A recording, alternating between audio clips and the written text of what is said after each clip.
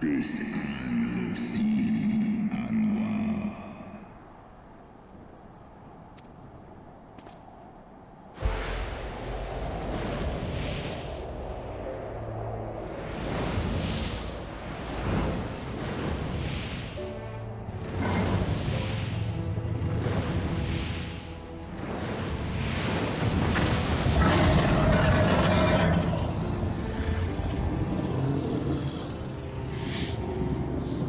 Hraesvelgr.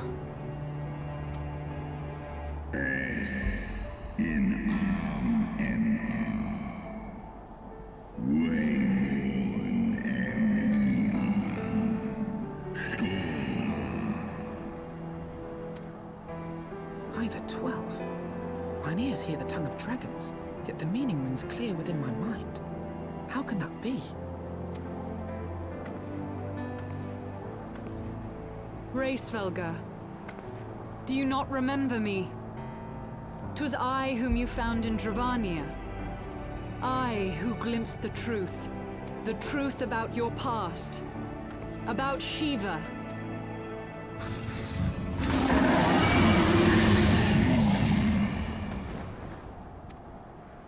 But speak it I must. I have summoned Shiva's soul from the beyond and offered myself as her vessel. She has made her heart known to me.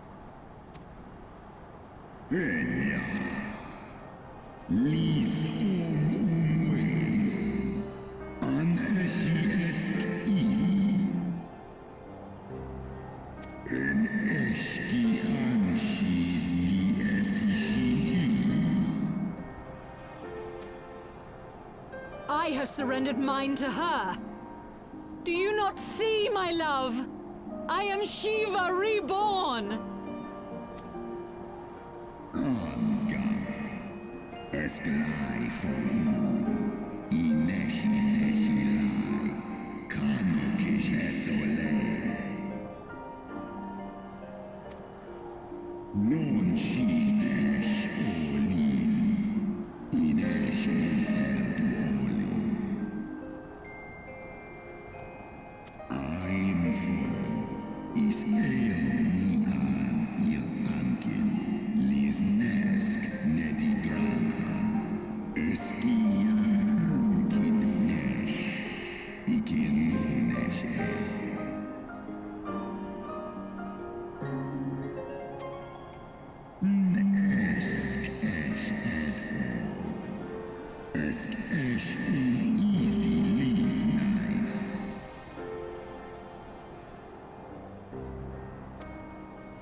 Then the spirit that answered me.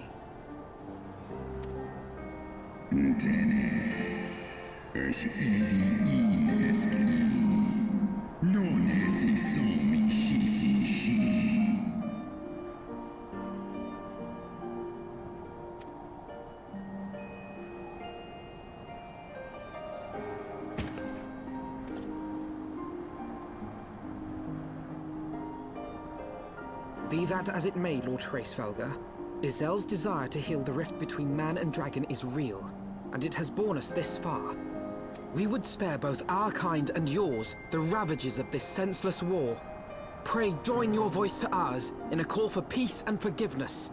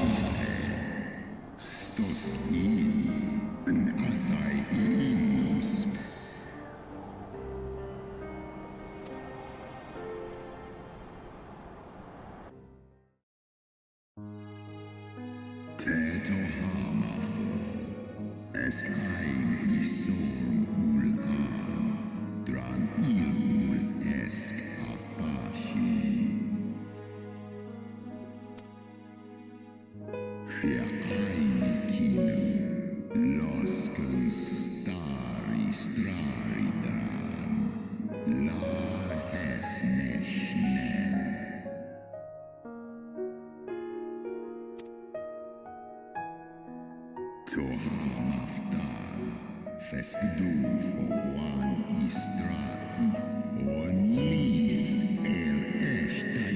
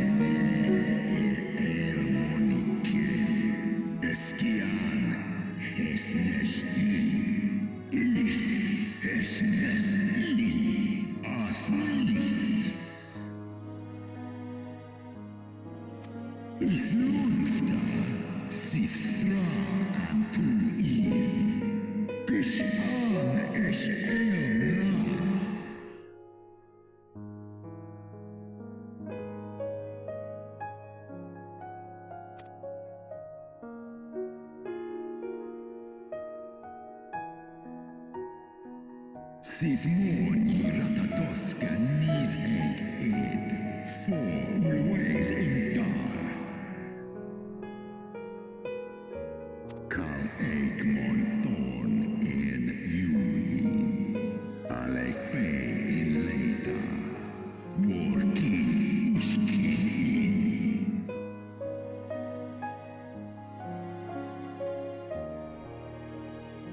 San es shisnishka, stadranam.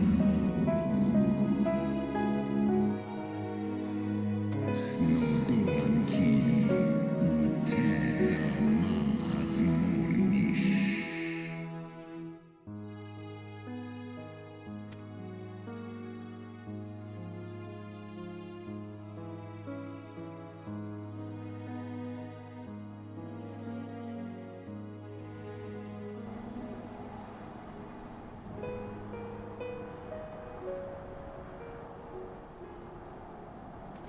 Your tale bears scant resemblance to the one I was taught. How convenient that it should absolve your kind of all responsibility. But tell me, Dragon, why should I believe your version of events? Mixai es I listain, non miki shisikin, kua ala aim el. Sai an usin an thorn Nidhogg.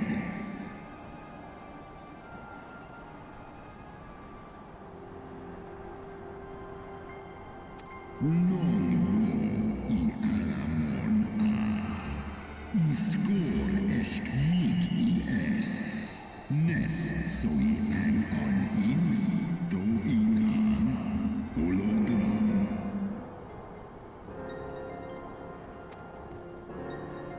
Ishgard's so-called heretics. Sale, orn I nesh I ratatoska kin for erna. Sith is nesh dokin an. Then, the seed lies within us. Is ros esh idran, oloson I Nidhogg, non nish I esk diedran en, wa Ul'dah skola es alakin el andranken, mondo.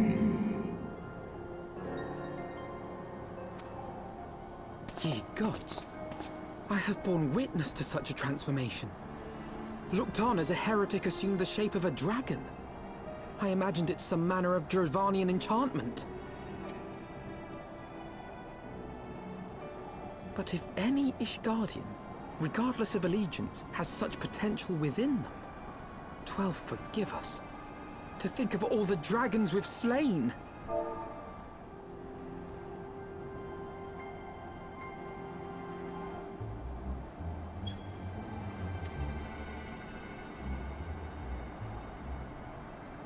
War Ulmon alaan as drapo.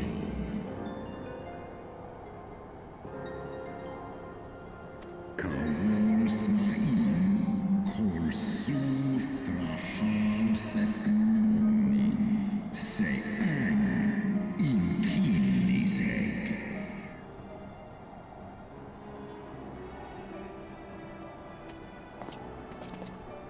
have I wondered why Nidhogg did not simply raze Ishgard to the ground. Now I have my answer. He has no intention of winning the Dragonsong War, for it is no war at all, but vengeance. An eternal requiem sung for his murdered sister. In ice in Drago, ale inia in. I have not come this far only to admit defeat. We can still return the eye to Nidhogg and beg forgiveness for our ancestors' crimes. Mayhap our words will sway him.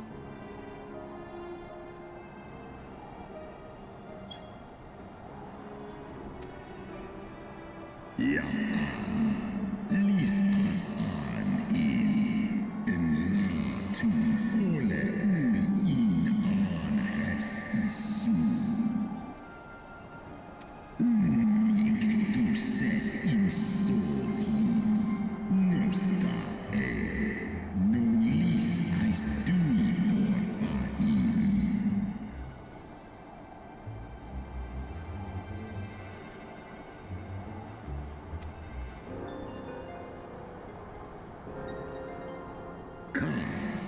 Een isi a Ul'dah as nisek for. Een lai as nesh I an iranatoska.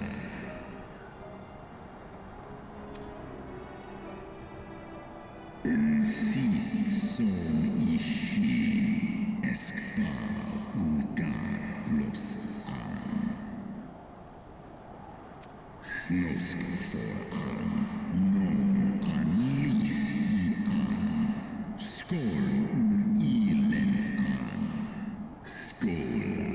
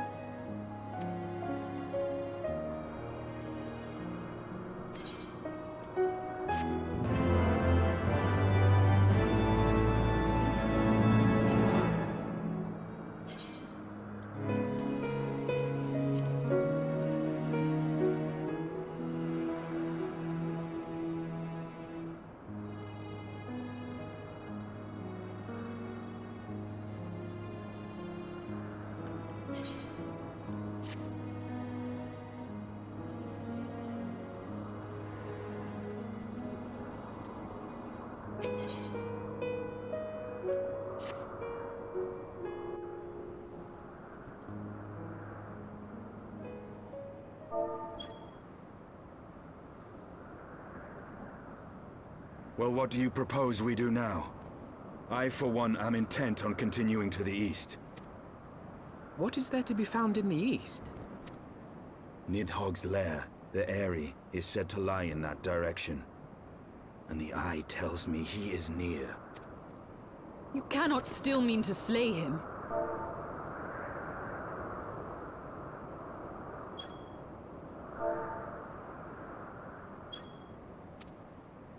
You cannot still mean to stop me. I have been true to my word, and aided you in this fool's errand with Hraesvelgr. But your efforts at parley have come to naught, Lady Iceheart. I would see Ishgard saved, and for that, Nidhogg must die. With the tale of our ancestors' vile betrayal yet ringing in your ears, you speak of continuing this war? Nay, lady. I would but pierce its vengeful heart. When Nidhogg dies, this war shall die with him. A moment, Estinien. You yourself spoke of the Great Worm's strength, that you believed him powerful enough to raise your city to the ground. How then are we few to challenge him? Even behind the stout walls of Ishgard, with an army of knights manning the defenses, our victory would be hard won. Yet you propose to contend with the beast in his own lair. In close combat, this will afford us an advantage. And with two Azure Dragoons working in unison, who can say what might be possible?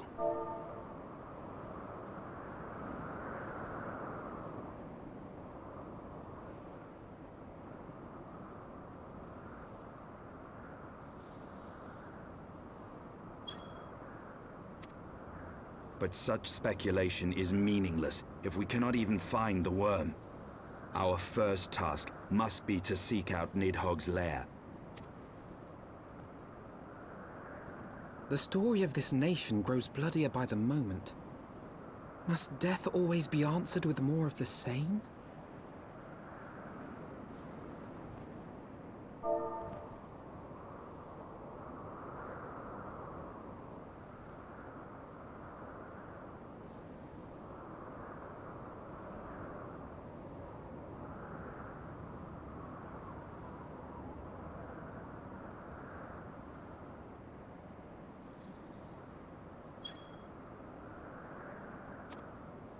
Such is the way of things, I fear. I shall consider it a miracle if mine armor is not stained crimson ere this conflict is ended.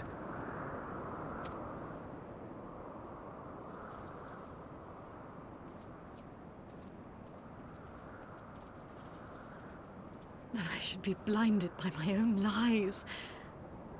Everything I believed, everything I thought I was, gone.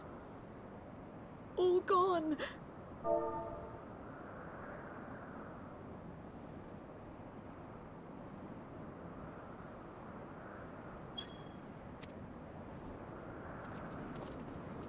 Leave her. Your words will not reach her now. And we have not the time to wait for her to gather up the pieces of her shattered faith.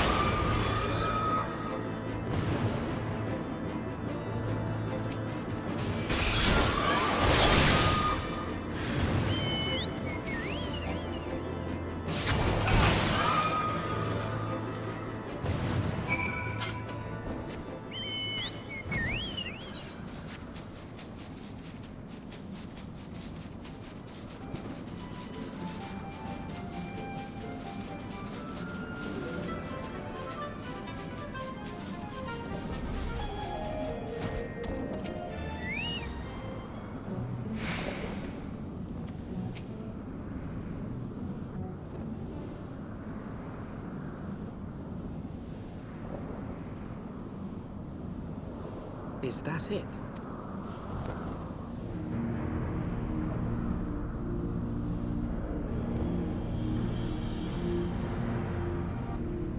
Aye, that would be the Eyrie. I feel Nidhogg's presence through the eye, his caustic hatred gnawing at my soul. 'Twould seem the death of his consort has put him on guard. Mark how he wards his lair with tempestuous winds.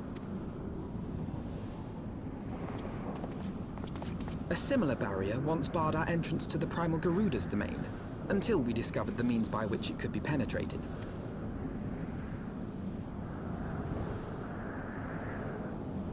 Mayhap it is time we called upon Master Garland. It will be just like the good old days, no?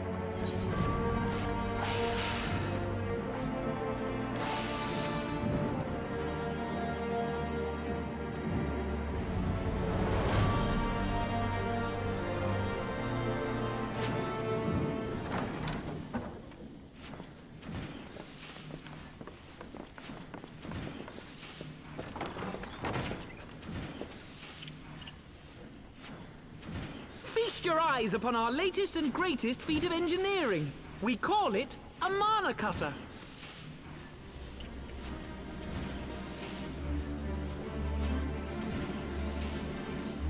After you put down Gaius, Wedge and me struck out on our own for a bit, and started work on the successor to the tiny Bronco. Impressive little thing, isn't she? My talent for ship design has plainly rubbed off on them.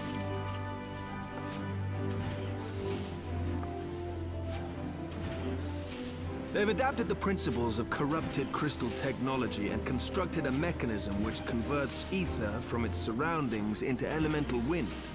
Said wind is then harnessed by the specially engineered sails, providing the craft with propulsion and lift.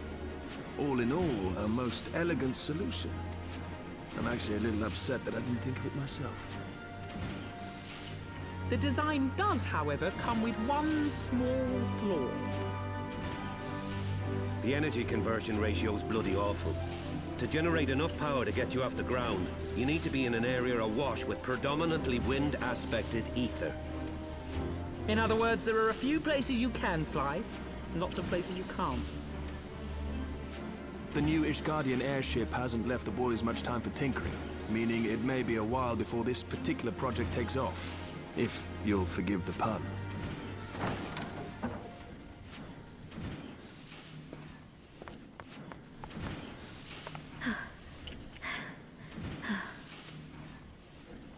Tataru, what's happened?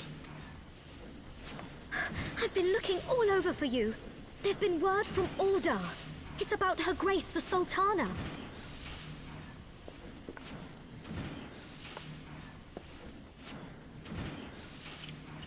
It seems you're required elsewhere. Leave the Manacutter with us. We'll see that she's airworthy and suitably equipped to slice through those winds.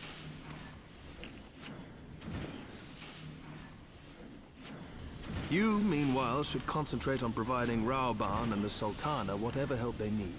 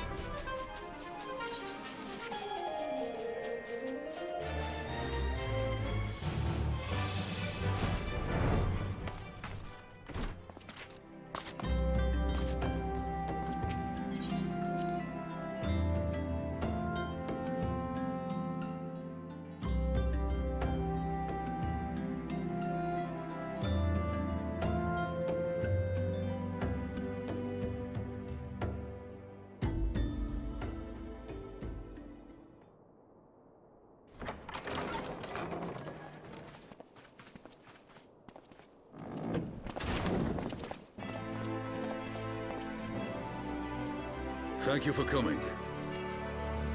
No thanks are necessary, General. I trust your recuperation continues apace. I cannot complain. Thanks to Higiri and her ministrations, I've regained much of the strength I lost during my imprisonment.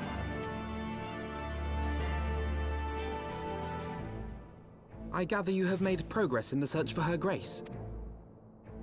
Aye, some good fortune at last. A few days past, Dulala informed us that a sizable shipment of alchemical supplies had been delivered to the palace.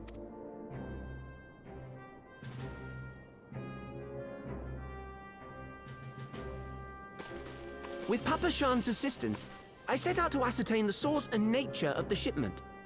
My inquiries led me to Frondale's frontistery. There, I learned that an order had been placed for a curious substance designed to sustain patients trapped in death-like slumber. An invention of the former head alchemist, apparently. A death-like slumber? This cannot be a coincidence. It lends some weight to Dulala's claims, aye. Her Grace is likely somewhere within the palace, abed but alive. Before making any attempt to extricate the Sultana, however, it seemed prudent to learn what manner of substance was used to induce her torpor. To that end, I made inquiries as to the whereabouts of the one most like to have administered it. The lady-in-waiting, Merion. We sent for you as soon as we learned of her location. All that remains is to apprehend the woman. We shall find our cat's paw in the Silver Bazaar. But we must tread carefully. The market is not the bustling place it once was, and someone is sure to mark our coming. Should they inform the monetarists, we'll have a fight on our hands. We must be prepared for the worst, and being short an arm, I thought it wise to take another in its stead.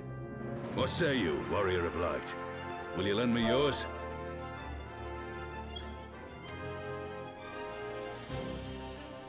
Then I pity the bastard that stands in our way. Come, my friends, for Nanamo, and for Ul'dah!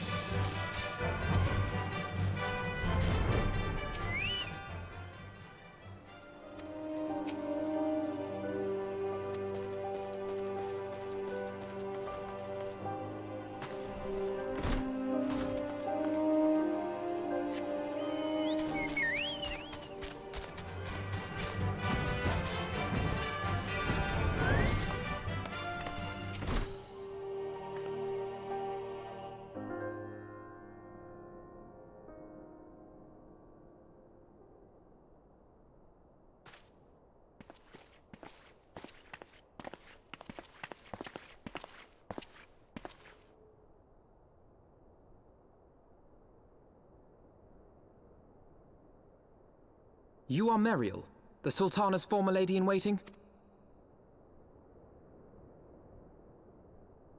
I know no one of that name. Pray excuse me.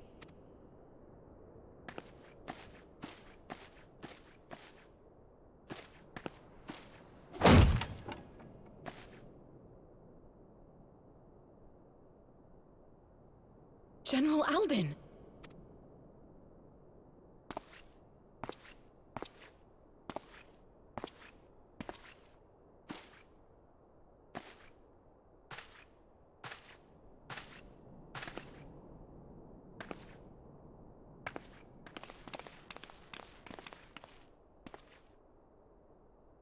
We will have the truth from you, girl.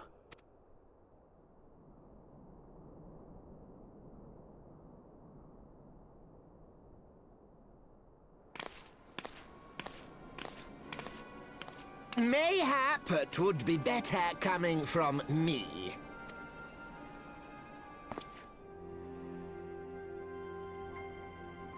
Lolarito, you'd best talk fast. As you know, Teleji Adeleji's Cartano reclamation bill was no more than a facade. A means to get his grubby little hands on that Allagan monstrosity, Omega. When he learned of Nanamo's intention to abdicate, however, he was forced to amend his plans. Suddenly, assassination seemed the most promising way to further his ambitions. I am told Teleji had discovered a maid in whose veins ran the blood of House Thorn. A new, more pliable puppet to sit the throne. 'Twould have caused an uproar, of course, but few could have contested her claim.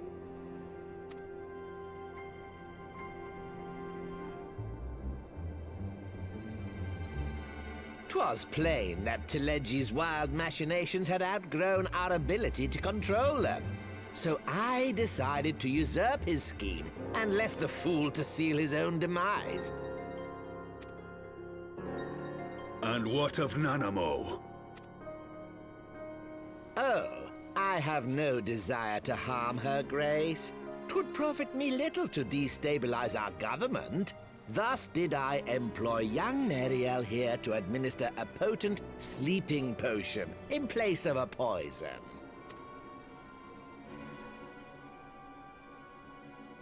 You should know, General, that your dear friend Ilberd was fully aware of my plan. I had him lie about the assassination as a means to prime your rage against Teleji. We weren't entirely sure how you would react, but things went rather better than expected. You conniving little worm! You had your claws in the Crystal Braves before their first recruit had sworn to serve! But of course, when a new game begins, 'tis only prudent to have a piece on the board. Ilberd was mine.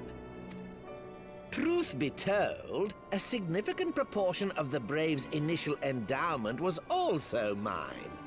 With such large sums moving about, 'twas a rather trifling matter to disguise my own contribution.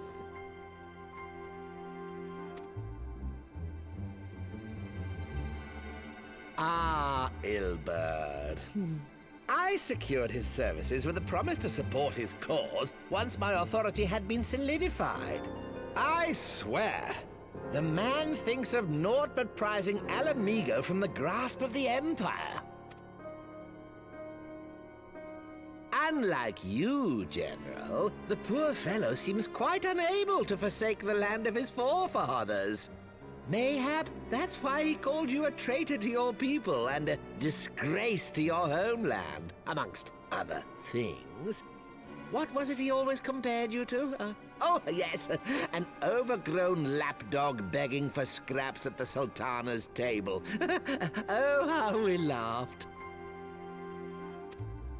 Alas, Ilberd's entertaining little outbursts eventually gave way to wearisome tirades, and the zealous brute became rather unruly. I had no wish to see you executed, you understand, but he would not take no for an answer. Rest assured, his employment with me has long since ended.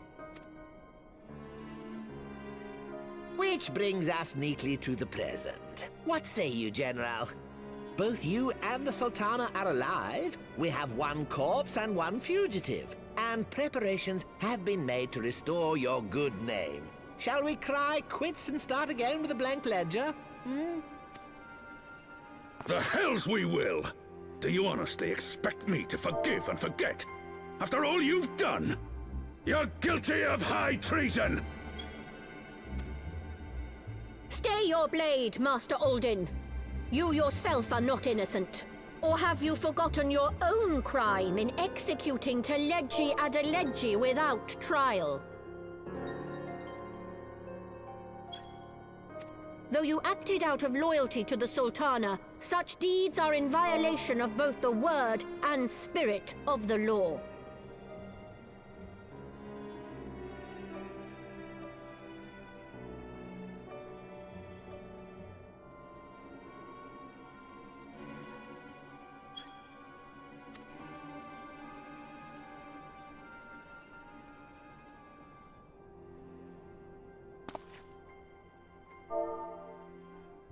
If you would, Lord Lolorito?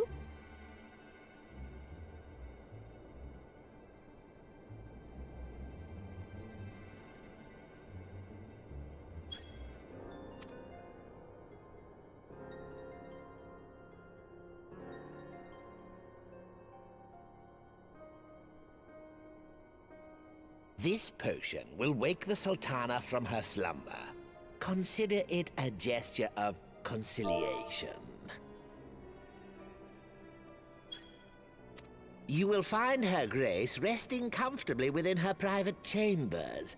Should you doubt my word, I shall willingly accompany you to the palace as your hostage.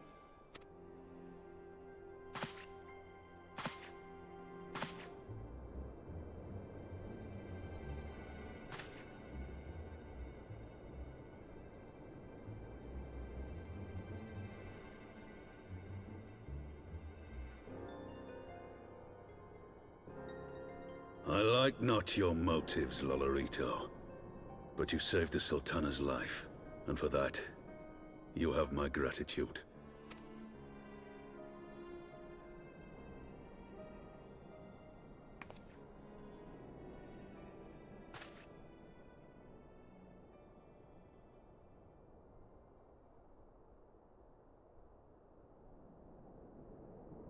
Rauban Aldin, you are hereby reinstated as General of the Immortal Flames.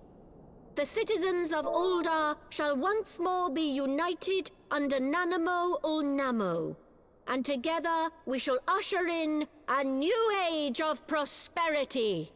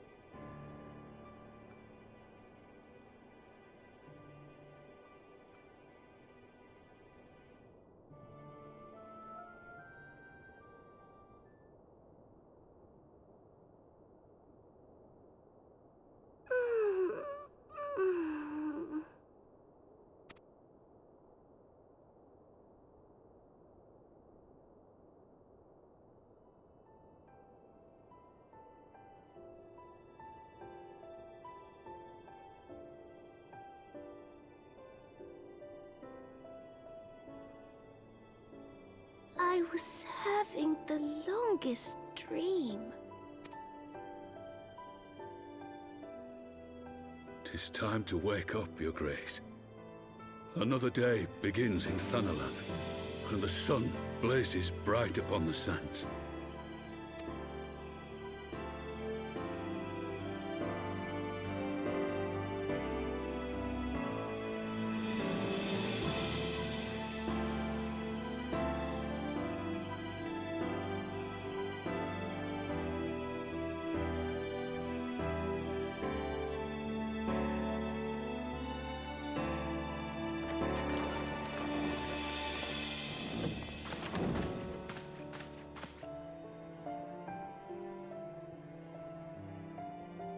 Her Grace is awoken.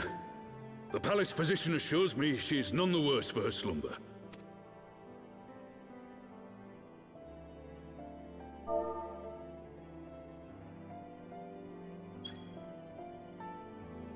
I believe Her Grace will soon resume her plans to place the government of Ul'dah into the hands of its citizens.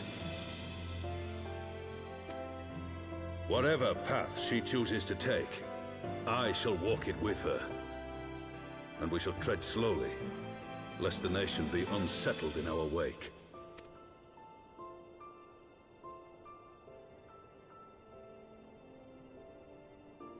Her Grace's compassion is a shining beacon to us all.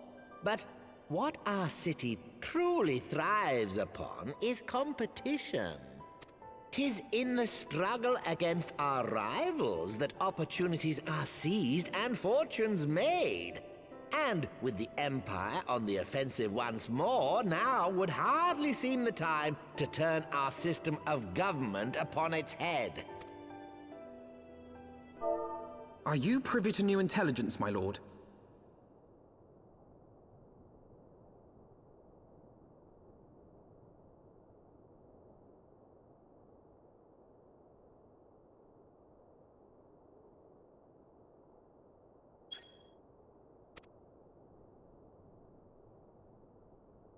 I would hardly call it new. Remind me, what was the name of that enormous Imperial warship which met its end in Mordona? Wait, I have it. The Agrias. Yes, well, 'twould appear that the Garleans have been hard at work on another such vessel. How close are they to completing this ship? Is it operational? Its maiden flight was a success, I hear. I should imagine Emperor Varys is eager to see how it performs in battle. My lords and lady, I move that it is time to repair the damage caused by Teleji Adeleji and prepare our great nation to repel the Empire once more.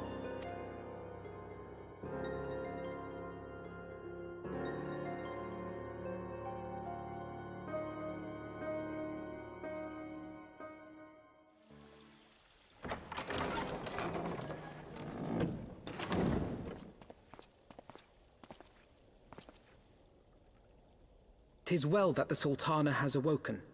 The Syndicate yet needs to put its house in order, but 'twould seem the worst of the confusion has passed.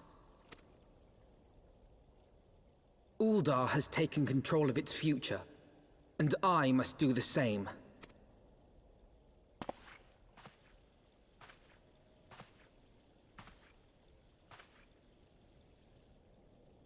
I have decided to disband the Crystal Braves. Among the recruits, there were those who supported our Order's goals and convictions with all sincerity. 'Tis my hope that these loyal men and women will choose to remain our allies in the battles to come. As for those who sided with the traitor, Ilberd, they shall be hunted down and held to account for their crimes. It is my earnest hope that they will surrender themselves peaceably when the time comes, though I think it unlikely. Ah, my all-conquering Crystal Braves. The model army meant to pave the way for a single, unified Grand Company of Eorzea. That so high an ideal should be brought so low.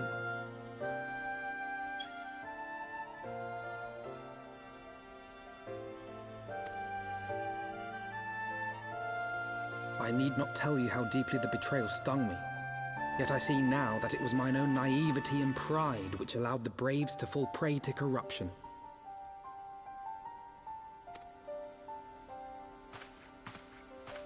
As ever, it is to your own shining example that I turn for inspiration. Like you, I mean to stand firm in the face of hardship and give mine all for the cause. Let us resume the search for our missing comrades, that we might come together to shine the light of dawn across the realm once more. The role of Crystal Brave Commander suited me ill, and I shall play it no longer. Henceforth, I shall be no more or less than Alphinaud, proud member of the Scions.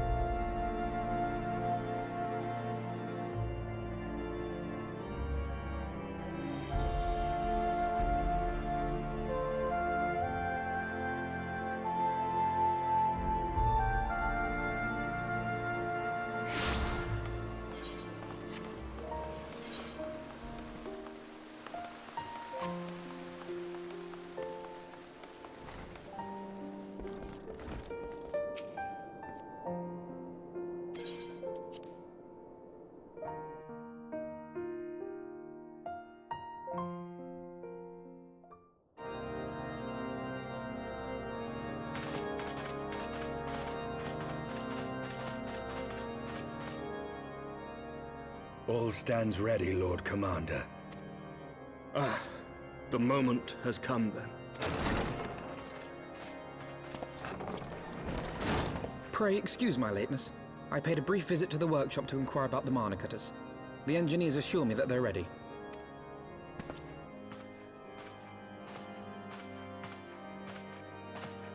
The area is now but a short flight away. Yet what a long and winding path we took to reach this point. Were it not for Master Alphinaud's proposal, we never would have attempted to parley with the dragons. Though our negotiations yielded little, our expedition with Lady Ysayle taught us much. You took an unimaginable risk. I could scarce believe the tale Estinien told. Aye. 'Tis true that many of our countrymen would sooner die than join hands with the heretic's mistress. But 'twas through that most unlikely of alliances that we came to speak with Hraesvelgr. A conversation that went rather poorly, as I recall. In this instance, the journey was more important than the destination. Had we not slain Nidhogg's consort, Tiaman, and put the Great Worm on his guard, the Dravanians would have arrived at Ishgard's walls long ago. Aye, that they would. Full grateful am I for every hour of respite your actions have afforded us. Thanks to you, our defenses are much improved. 'Tis but a pity they won't be enough. Thus you believe an assault upon the area represents the city's best chance of survival. Is that not so, Estinien? I am under no illusions. Nidhogg's might is legendary. But with his eye in my possession, I can stifle his strength at the source. Victory will be hard won, even so. And I shall be glad indeed to have the Warrior of Light at my side. You shall have my blade as well. There are more of these Manacutters to be had, yes? Lord Commander, no! How can I, a proud knight of Ishgard, stand by and do naught while an outsider risks life and limb for our homeland? I swore an oath to protect this city. Pray leave the slaying of dragons to dragoons, Sir Knight. Your duty to command the city's defense is no less vital. Should we fail, and Nidhogg slip through our grasp, who then will hold the walls against him? Will you leave Ishgard in the hands of the Holy Sea's zealots? There are others. Who but you has the authority and the standing to orchestrate a city-wide defense? I do not, and neither does the Warrior of Light.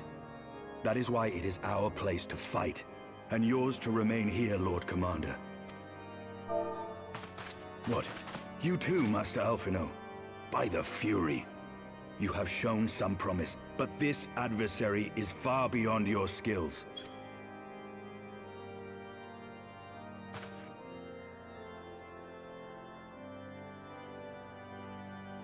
Your candor is appreciated, Sir Dragoon. I shall remain then and cheer you from afar. Well, my friend, it would seem I have discouraged the last of the volunteers, and claimed the task as ours alone. But if any alive can best this worm, 'tis surely we too.